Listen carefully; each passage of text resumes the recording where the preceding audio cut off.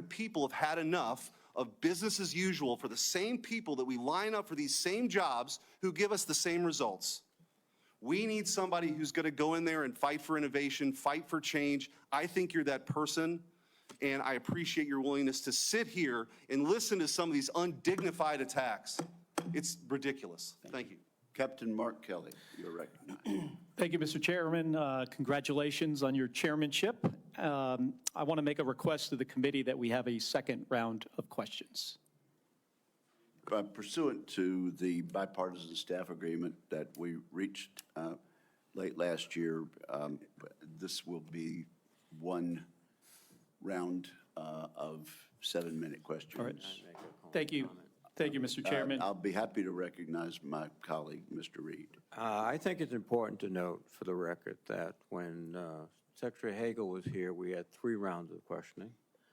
When Secretary Carter was here, we had 2 rounds of questioning.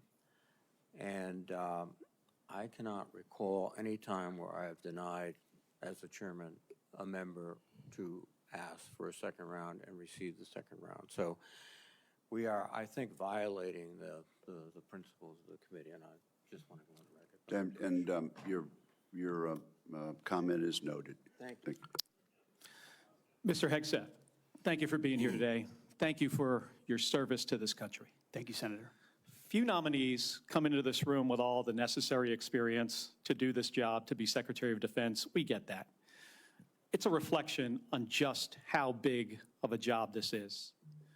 What I want to understand is whether or not you bring any of the necessary experience that this job requires.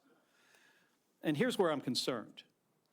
Senator Coleman, in introducing you, and this is a quote, he said, "He has struggled and overcome great personal challenges," unquote. You walk in here saying that you've had personal and character issues in your past, including heavy drinking, which you wrote about. And you said, and this is a quote from you, that you said, "I sit before you as an open book." Yet you haven't actually said what personal challenges it is that you've overcome when you've been asked about them. So I'm going to give you an opportunity here to be as forthright as you say you want to be. So while leading Concerned Veterans of America, there were very specific cases cited by individuals about your conduct. I'm going to go through a few of them, and I just want you to tell me if these are true or false. Very simple. On Memorial Day 2014, at a CVA event in Virginia, you needed to be carried out of the event for being intoxicated. Senator, anonymous smears. Just true or false? Very simple. Summer of 2014 in Cleveland, drunk in public with the CVA team. Anonymous smears. I'm just asking for true or false questions, true or false answers. An event in North Carolina, drunk in front of 3 young female staff members after you had instituted a no alcohol policy and then reversed it. True or false? Anonymous smears. December of 2014 at the CVA Christmas party at the Grand Hyatt at Washington, D.C., you were noticeably intoxicated and had to be carried up to your room. Is that true or false? Anonymous smears. Another time, a CVA staffer stated that you passed out in the back of a party bus. Is that true or false? Anonymous smears. In 2014, while in Louisiana on official business for CVA, did you take your staff, including young female staff members, to a strip club? Absolutely not. Anonymous smears. So, is it accurate that the organization reached a financial settlement with a female staffer who claimed to be at a strip club with you, and there was a colleague who attempted to sexually assault her? Was there a financial settlement? Senator, I was not involved in that. I don't know the nature of how that played out. But you understand there was a financial settlement for a young female staffer who accused another member of the organization, not you, of sexual assault in a strip club. We have multiple statements on the record referring to that. But you submitted to the claim you were committee. not there when that occurred. Absolutely not. Now, the behavior I cited, if true, do you think that this behavior of intoxication, going into these type of establishments, women on your staff being so uncomfortable that they have to file these sort of harassment claims, do you think this is appropriate behavior for a leader?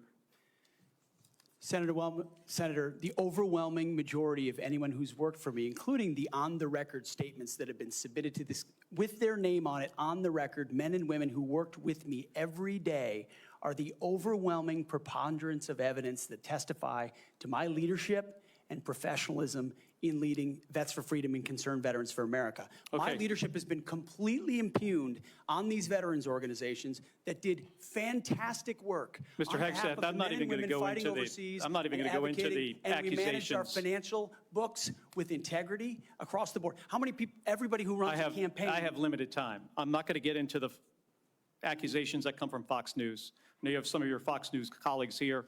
There were multiple instances of accusations against you about drinking on the job. All coming anonymous, in. all false, all refuted by my colleagues who I worked with for 10 years at 6 a.m. to 9 p.m. and everything The in challenge here between, for me, and Mr. said Hegseth, they've only seen me be is professional when there is every discussion single time. about personal challenges, and you admittedly had issues with heavy drinking. It's hard to kind of square this, to square the circle here. It's kind of a difficult thing to do. Let me ask you, if I have about 90 seconds left here, if you had to answer these questions about sexual assault against you and your drinking and your personal conduct, would it have been different if you were under oath?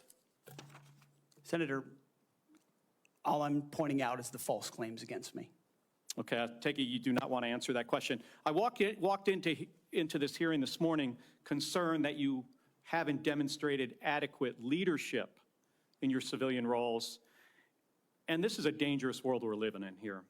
And America cannot afford a Secretary of Defense who is unprepared for that mission. I'm going to leave with concerns about your transparency. You say you've had personal issues in your past, yet when asked about those very issues, you blame an anonymous smear campaign, even when many of these claims are not anonymous. Which is it? Have you overcome personal issues, or are you the target of a smear campaign? It can't be both. It's clear to me that you're not being honest with us or the American people because you know the truth would disqualify you from getting the job. And just as concerning as each of these specific disqualifying accusations are, what concerns me just as much is the idea of having a Secretary of Defense who is not transparent. Thank you, Mr. Chairman. I yield back my 2 seconds. Thank you, Senator Kelly. I would, at this point, ask unanimous consent to introduce Do you support racial quotas in recruitment or promotions in the United States military? Senator, I do not support any form of racial quota. Do you support affirmative action in our nation's military academies? Senator, I only support hiring and promoting and admitting the best and brightest, whatever their background is. I think that's very important. Mr. Hegseth, Lloyd Austin, the secretary, later went AWOL. He disappeared for days and never told the president, didn't even inform the president's chief of staff that he was going into the hospital. Would that ever occur on your watch? No, Senator. I know in any one of my jobs, if I had decided to go AWOL for even a day or two in uniform or around that, that would have been a concern. I believe accountability matters. No one to this day has ever, as you've said, been held accountable for what happened in Afghanistan. It was embarrassing to this country. It's impacted this country greatly. And I applaud you and President Trump for bringing accountability back to our Pentagon. With that, I yield back. Chair recognizes the distinguished ranking member for unanimous consent request. Mr. Chairman, I would like to submit an article discussing some of the issues of readiness and DEI. There has been a comment that 5.9 million man-hours have been used for DEI. General Milley clarified that that is an estimate out of more than 2 billion man-hours that the Department of Defense invested during the time period. Where is this published, sir? This is published by Megan Myers, and I will get the Okay. citation. Then Military.com, I'm sorry. without objection, it will be admitted to the Thank you, record. Mr. Chairman. And Senator Slotkin, welcome to the committee, and Thank you are you. recognized. Thank you, Senator, and thank you for referencing the great Carl Levin as you introduced me. We miss him in Michigan. For those who I haven't met in my 1 week that I've been sworn into the Senate, I'm a CIA officer recruited after 9/11. I did 3 tours armed in Iraq alongside the military, and have worked for 4 different secretaries of defense, both Democrat and Republican, proudly, and watched them make decisions that literally determine the life and death of Americans in the dark of night. I'm also a Democrat representing a state that Trump won, right? We both won on the same ballot. So I understand that President Trump has the right to nominate his people. We are going to have policies that we disagree with. All of that, to me, comes very standard. What I think I'm most concerned with is that no president has the right to use the uniformed military in a way that violates the U.S. Constitution and further taints the military as that apolitical institution that we all want, right?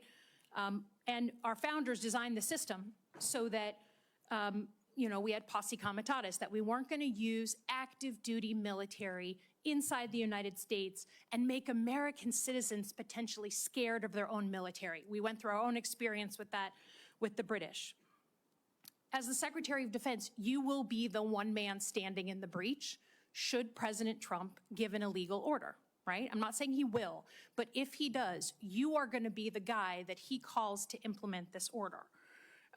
Do you agree that there are some orders that can be given by the Commander-in-Chief that would violate the U.S. Constitution? Senator, thank you for your service. But I reject the premise that President Trump is going to be giving illegal orders. No, I'm not saying he will, but do you believe there is such a thing as an illegal order that Joe Biden or any other president, Donald Trump, could give? Is there anything that a commander-in-chief could ask you to do with the uniformed military that would be in violation of the U.S. Constitution? Senator, anybody of any party Right. could give an order that is against the Constitution or against the law. Right. Okay. So are you saying that you would stand in the breach and push back if you were given an illegal order? I start by saying I reject the premise that President I Trump will understand. be You've giving done your any genuflecting illegal to him, orders but at all. This isn't a hypothetical, okay? Your predecessor in a Trump administration, Secretary Esper, was asked and did use uniformed military to clear unarmed protesters. He was given the order to potentially shoot at them. Helos flew low in Washington, D.C. as crowd control. He later apologized publicly for those actions. Was he right or wrong to apologize? Senator, I was there on the ground. And I saw the I understand, helo and I myself. respect that. I've been there. But I you're about understand to the be level the of threat Secretary of Defense. that was involved in that moment. I Was also he right understand to? So he was. legality and the Sir, Constitution. was he and right the or laws of what wrong you have. to apologize? I'm not going to put words in the mouth of Secretary Esper or No, anybody else. from he this said them podium. himself. You don't have to. What are you scared of? Did he do the right thing by apologizing? I'm not scared of anything, Senator. Then say I'm yes or no. interested You in can say upholding no. the laws and the Constitution Okay. in any So particular Donald scenario. Trump asked for the active duty 82nd Airborne to be deployed during that same time. Secretary Esper has written that he convinced him against that decision. If Donald Trump asked you to use the 82nd Airborne in law enforcement roles in Washington, D.C., would you also convince him otherwise? I'm not going to get ahead of conversations I would have with the president. However, there are laws and processes inside our Constitution that would be followed. President Trump said in November that he is willing to consider using the active duty military against the, quote, enemy within. Have you been personally involved in discussions of using the U.S. military active duty inside the United States? Senator, I'm glad we finally got to the topic of border security equaling national security because it's been abdicated and ignored for the last 4 years. That wasn't my question. I'm just asking, have you been involved? You're about to be the Secretary of Defense, potentially. Have you been involved in discussions about using the active duty military inside the United States? Senator, I am not yet the Secretary of Defense. Right. I'm just If confirmed, I would be party to any number of So you conversations. haven't been in any of these which I would not conversations? reveal what I have discussed with the President of the United States just or have not. you been in conversations? You're going to be in charge of 3 million people, the active duty that I know you care about, I believe you care about. So have you been in conversations about using the active duty in any way?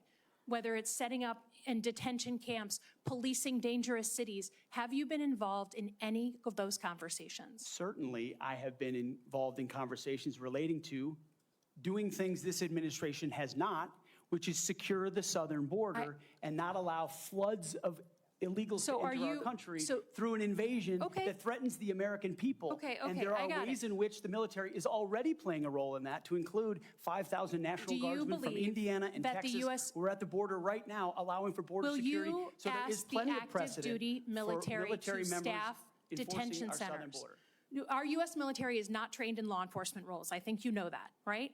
We've seen how that mission is difficult for them in places like Iraq and Afghanistan because that's not the training a uniformed military comes with. Do you support the use of active duty military in supporting detention camps? Senator, everything we will do would be lawful and under the Constitution, but I'm I gonna take that as a recognize yes. that this administration has abdicated its responsibility. President Trump is going to Okay, restore in the order at the spirit border, of prevent preserving our the enemies from institution. invading. And yes, he has said Sir, mass I get your deportations will filibustering. I be get it. I a get it. part of what In the happens. spirit of preserving the institution that I think we both care about, legitimately, the Uniform Code of Military Justice. I've heard a couple of different things. One, you said you will not change the Uniform Code of Military Justice, which is what governs justice system in the military. Yes or no? You said that earlier. Those are I'm just laws, confirming. Senator, set by Congress. Okay, so you will not go to change it. You will not attempt to change it. You also said that JAG officers are potentially people who put their own interests in their own medals and promotions ahead of the troops. Senator Lindsey Graham was a JAG officer for most of his life. Is that what you believe about those who implement our justice system in the U.S. military? Senator, I was speaking about particular JAG officers I've had to deal with in my military Are you gonna experience, get not about a involved? member of the United States Senate. Are you, as Secretary of Defense, going to get involved in the implementation of the U.S. Military Code of Justice? Senator, ultimately, it will be a big part of my job to evaluate decisions vis-a-vis Okay, so the I'll take Uniform that. Code of I'll Military take that as Justice. yes. Have you seen it fairly. is CQ Brown on your list in the Warrior boards to be removed from his position? Senator, every single senior officer will be reviewed based on meritocracy, standards, lethality, and commitment to lawful orders they will be given. Thank you, Senator Slotkin. I now recognize Senator Shaheen for a unanimous consent request. Thank you, Mr. Chairman.